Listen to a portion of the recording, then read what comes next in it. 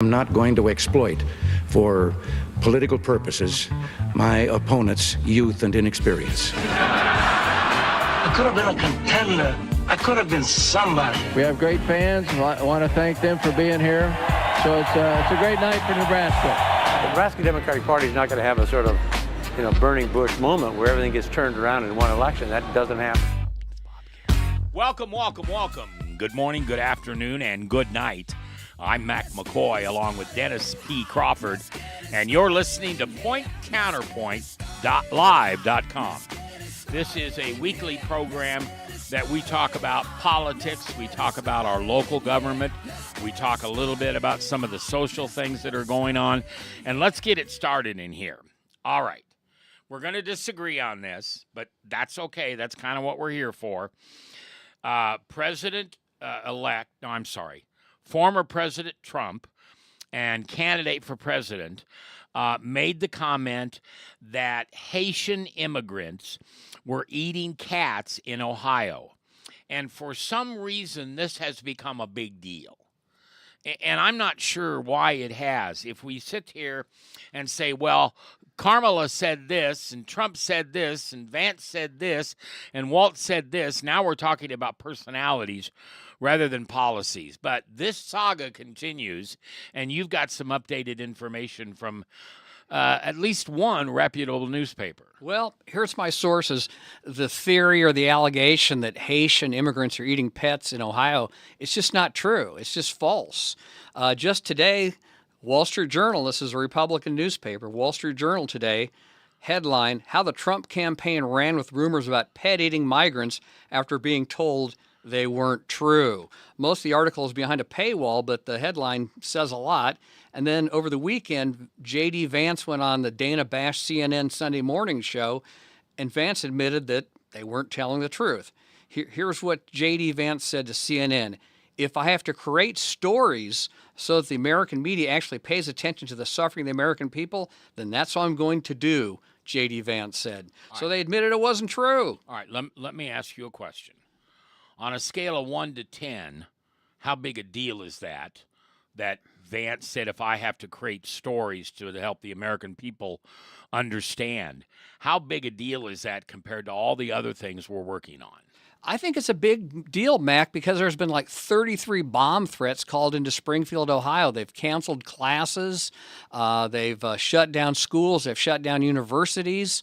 The governor of Ohio, Mike DeWine, who also says the rumor is false, sent the state patrol to Springfield, Ohio to guard the school children. So these lies have wreaked havoc on the people of a small town in Ohio. I mean, Vance is He's doing great harm to his own constituents. It's really pretty disappointing. We deserve better than that. Okay, let's break this down, because I don't disagree with you on some of these points. If the word immigrant wasn't in this, it's a true story. They've got police reports of people eating pets in Ohio. Well, I've seen the police reports. Well, here's what happened. The lady that filed the police report that claimed her pet was being eaten, her cat returned home, and she withdrew the claim that her pets were being eaten, and she apologized for starting this false rumor that spread like wildfire. See, I think that's propaganda. I just don't think that's true. And I know that both of us can get online. Google's wonderful, and we can come up with websites or whatever that tell us what we want to hear.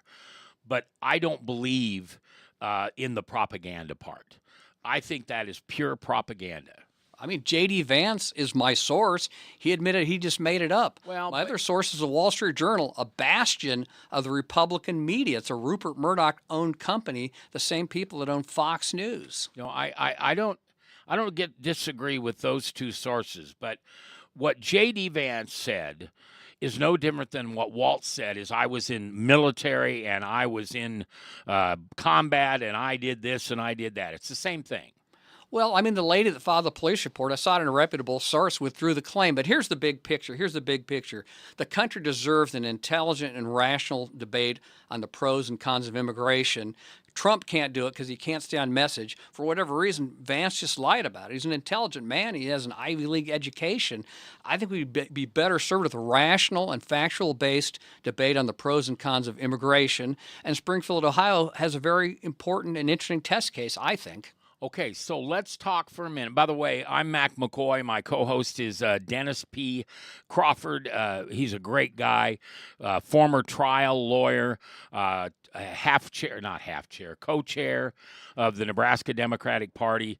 Very well spoken, as you can see, as a trial lawyer. I'm Mac McKoy. I'm just a radio guy. I've been doing radio 54 years, and I absolutely love it. The fact the studio we're in is my private studio that I own, because it's just so hard to do anything out in public nowadays with the radio stations. It's sad, but they're going out of business. It's just sad. Okay, so anyway, I wish we could have that kind of debate too. Let's say you and I have it for a minute or so. What would you say? First of all, do you agree in open borders? I do not. I want to thank you for your kind words, Mac. You're really good to work with. I really like you. Thank you. Patrick Mahomes said it best. He said he doesn't care how people vote; it's how they treat each other. Yeah. And I think that applies to us. You bet. Know? But I mean, That's one of the foundations of why we founded this show. Absolutely. But here's what I would do if I were king for a day on immigration. No, I'm not for open borders. In 2013, the Senate passed an immigration bill by a margin of 68 to 32, had bipartisan support. And what the bill did, it did two basic things. There was more money for border security, and then there's an earned pathway. The key word is earned pathway to citizenship for undocumented immigrants. So the Republicans got something, more border security. The Democrats got something, earned pathway to citizenship. And that's what I would support, and that's what Ronald Reagan supported, and that's what Bush 43 supported, and that's what Barack Obama supported. So what happened? What happened to this 12, and I don't know really what the number is, millions of people have come across the border illegally in the last 3 years or 4 years? So I would submit that presidents of both parties have made mistakes, and both parties made mistakes. The conservative wing of the Republican Party in the House blocked the 2000 immigration bill that would have made things a heck of a lot better. Trump and the House Republicans blocked a border bill earlier this year that was all enforcement. It was all Republican priorities. And quite frankly, President Biden, I agree with him on most issues, but I think the first 3 years he went in the wrong direction, allowed too many people in. Now, to his credit, earlier this year, They let everybody in. I don't know about that, but he made a mistake. They let too many people in the first 3 years. But to his credit, in year 4, President Biden signed an executive order limiting asylum claims, and he made a deal with the president of Mexico to reduce the inflow of immigrants into America. And currently, border crossings are now lower than when Biden took office. So we're making progress. They're going in the right direction. That is true. But don't you think that's a political ploy to get a Democrat back in the White House? I think it's good when people running for re-election or their vice president running for re-election do things the American people want. That's how democracy works. No, I understand that, but I also believe that almost every politician, their opinions will change or at least soften or get stiffer the closer they get to an election, because their job is to get reelected. So I just think it can't be all enforcement and it can't be all let people in. You have to do both, like Bush 43 and Obama and Reagan did. Okay, let me ask you a question, and this is going to come from a far-right friend of mine. This is not my opinion. Okay. Why don't we take a couple of years and don't let anybody in? Why don't we just let the country kind of settle in and get some of these migrants and illegal aliens? Let's make them legal. Let's get pathway to citizenship, but instead of just continually letting all these people in, because you got to know we're letting some not so good people in. I don't know if it's 1 out of 10, 1 out of 5, maybe it's only 1 out of 100. But they've tracked that there are people on the terrorist watch list that are now in our country through crossing the illegal borders. I mean, I've been hearing that for years from my Republican and conservative friends, and that's just the dog that didn't bark. There's been no terrorist attacks linked to immigrants. There's a labor shortage in this country right now. If you shut down immigration, and Trump wants to deport 10 to 15 million undocumented immigrants. If Trump is elected and follows through with that plan, you're going to devastate the ag industry. It'd be a killer for Nebraska, the hospitality industry, and you devastate the home construction industry. Those jobs are mostly done by undocumented immigrants that come from Mexico and Central America. And I've traveled a lot in Mexico, and I've talked to a lot of folks down there. They love our country. They love to come here. They love to work hard. They love their families. They come here to work hard for their families. Okay, but what I hear you saying, it's okay to break the law if we need more workers. Well, not really. The 2013 immigration bill would have made some of those immigrants legal. They have to earn their pathway to citizenship. But it's not more the money. law. Well, it needs to be, Mac. And the thing is, I mean, one of the reasons why immigrants are coming over here is because of American corporations. They pay them a lot more money than they make in Mexico and Central America. And so it's this giant magnet pulling people north across the border because these corporations need workers. So we have a shortage of workers in this country. Okay, makes sense for me. This is not a rhetorical question. Yeah. Makes sense for me. If we have all these people coming across the borders to work, why do we have American companies moving to Mexico? Kellogg, right here in Omaha, moving to Mexico. One of the big tech companies moving to Mexico. Why? That doesn't make sense to me. It's corporate greed. We went to shareholder capitalism.